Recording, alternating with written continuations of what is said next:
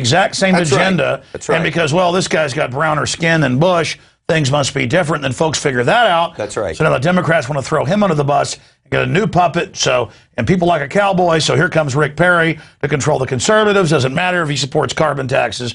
Doesn't matter if he supports Al Gore or Hillary Care or gun control or forced inoculations or NAFTA superhighways or Bilderberg group meetings. He says he's conservative. We've got to get folks past the label down to real action and what they stand for. And we've got to build platforms to challenge them. That's what we're doing here. Right. And that's already starting to happen. I mean, the system just still has that old idea left. The last domino to fall is that they're still the mainstream media. They're not really. Right. And I mean, I want you to speak to where you see this clash going in the future of collectivist control freaks versus people that love freedom.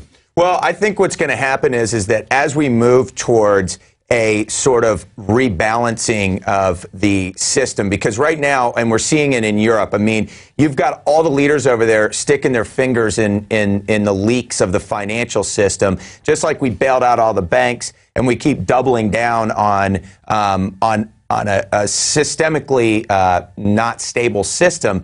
That system will have to realign at some point. When that does, that will cause massive disruption. And that will be the moment in time where we either get a lot more free or we're going to get a lot more controlled. And I think that you know, when things get bad, people tend to widen the sort of spectrum that they're open to. So I think what we have to do is we need to make sure people are aware and organized, and that we have the message ready to go for all the people who currently won't hear it, but we'll hear it when the pain gets a little higher. Well, that's right. If you study political science, at least from the mainline perspective, they talk about a freezing and then an unfreezing. And during crises, societies are unfrozen. That Overton window moves where people are ready for new ideas. So the controllers admit that they will create crises to try to get people to give up more rights.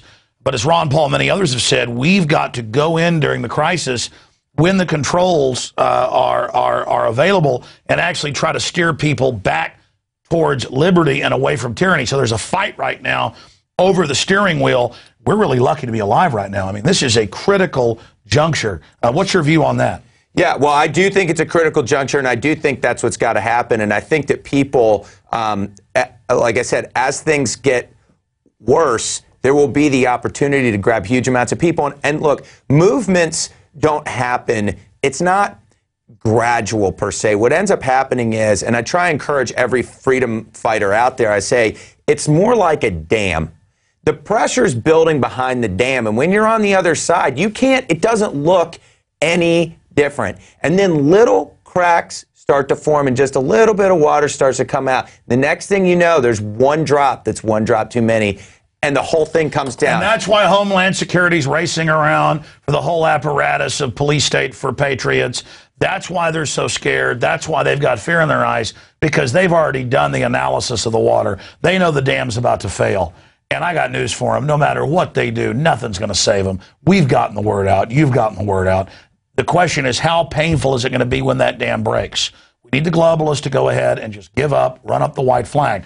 That's why their only hope and prayer is to tell us that we should capitulate, that we should surrender, that tyranny's invincible. That's why they're throwing everything at us right now in an attempt to run a psyop on us.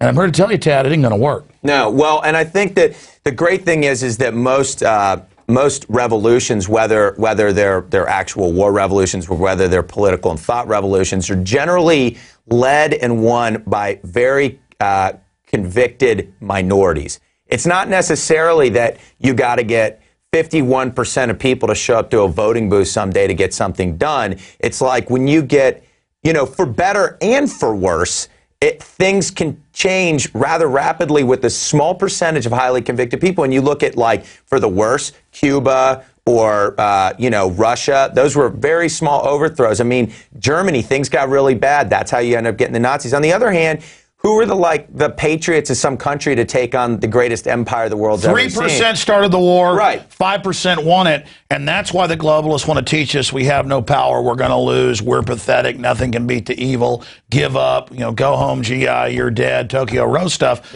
because they understand. They just had another big university study out that was common sense, but they did a big decade-long study and found when 10% of people believe something passionately and won't back off, they will convert the other.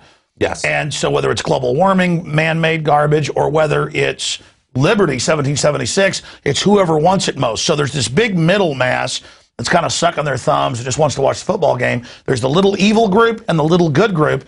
And I've looked at the math. That little good group is not little. Yeah. In fact, it's one of the biggest surges I've ever seen. And when you really think about it, we're going to kick their ass. Yeah. The New World Order's in deep shit, brother. Yeah, well, let me tell you what, though, is the whole reason that they tell you, and you see so many people scoff and laugh it off, is because it's all a confidence scam. Just like the banking system and the global financial system. Right. No one's ever got sick from Gardasil, and it's like thousands and tens of thousands, but it's just all a scammer. There's no mercury in the shots. They tried that for about 5 years when it's on the insert. Yep. It's or Al Gore.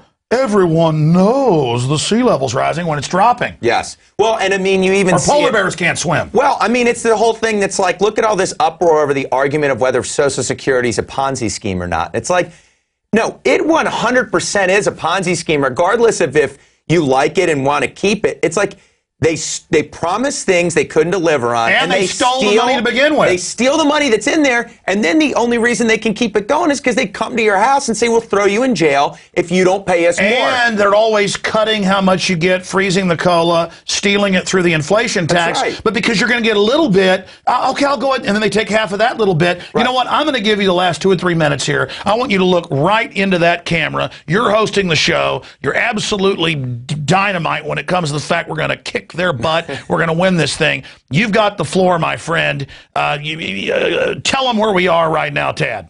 Well, look, we're at an extremely important interchange in America, and it's coming up not just in election, but it's coming up in the way people behave and what they're willing to stand for, and if they're willing to be courageous, because it's really going to take courage to go out and deal with the fear that not only is real fear, but also fear that is not real, but can feel so, and is part of sort of the scam of keeping you frozen and not willing to move. And I would just go and tell people that, we've got to seize this opportunity, and freedom is this amazing adventure that you can have, but adventure takes courage. And if you can't show the courage to live, then really, at the end of the day, what's the point? So it's kind of like, for the sake of our, for the sake of our lives, for the sake of our children's lives, the point of life is having that life experience. And without it, it's kind of like we all leave this earth anyway in a pretty short period of time. So we're either going to pass on a more free and more adventurous life to our children, or we're going to pass on one where they don't get to taste that and they don't really get to experience, what it's really all about, make their decisions about what's the most important things and why we're even here. And that's where I think freedom abounds for those eternal questions to be asked, and control does not. And so, I hope people just take the opportunity to go out and not be afraid of the truth, but convicted to find the truth, regardless of what it tells you. And I think often we think, well, if we believe something, then somehow that changes what's true or not. And it's like, the truth is the truth, and that is what will set you free. So I hope people that will take that and embrace that and go in search of that. Well, Tad, well said. Facts are stubborn things. Yes, they are. And thank God they're stubborn. Look, our forebears weren't perfect, but they lived in a more real world where you made mistakes, you died. Mm-hmm. Now we've had such incredible technology, such great largesse, it's allowed us to get pretty stupid. Yeah. It's allowed us to go further down the road of uncommon sense than we've ever seen.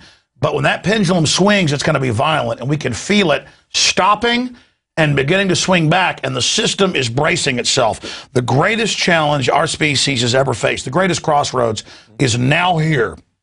It is so exciting to know that you and the fellow that helped you, Harold, write this great film are involved, and you were talking about some of your new projects coming out. So exciting, even more powerful than the last.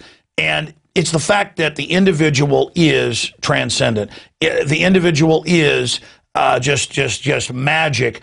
And what free association can do is unbelievable. I go back to myself 17 years ago, Access TV, and I'm still learning every day, and I'm not using a teleprompter, and this isn't calculated. This is just blood, sweat, tears, guts, and a love of liberty, and I reach conservatively more than 10 million people a week, and it's exponentially growing. And I know, and I've seen it, so many other people I've influenced and others have influenced, that together we're going to kick this tyranny's hind end. God bless you, my friend. Yes, thank you.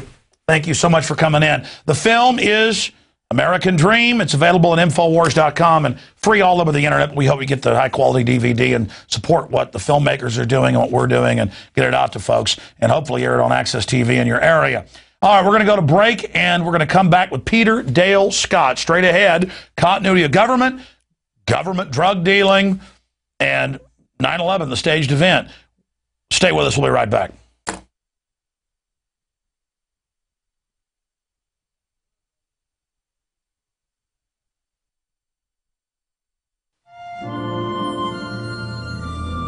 The American dream. There's a reason they call it a dream.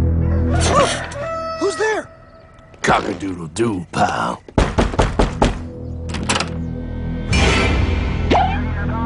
No, no, no, no, no! I don't have any more money! My job sucks right now, please! I'll have more money next month! You can't take my house! Is that your signature? It is a private bank owned by private stockholders. A private bank? Do not let the name Federal fool you. If I got this money from the bank, and the bank got it from the Federal Reserve dump trucks, where does the Federal Reserve get their money?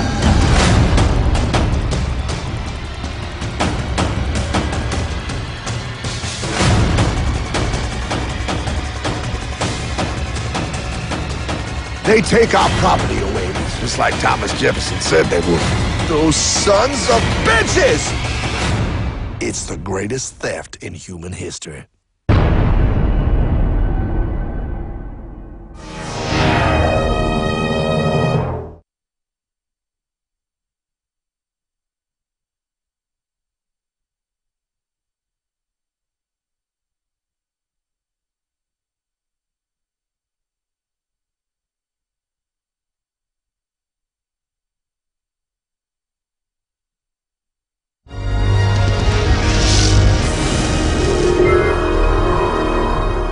We're back. It's InfoWars Nightly News, another extended transmission because we're desperate to warn you.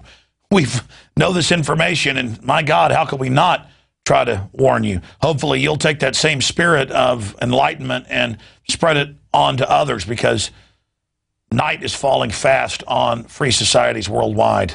We've got to defeat this tyranny before it's too late. Before we go to Peter Dale Scott, I got a few more stories here. Maryland Motor Vehicles system has come out with a trial in-car system that bosses you around when you go over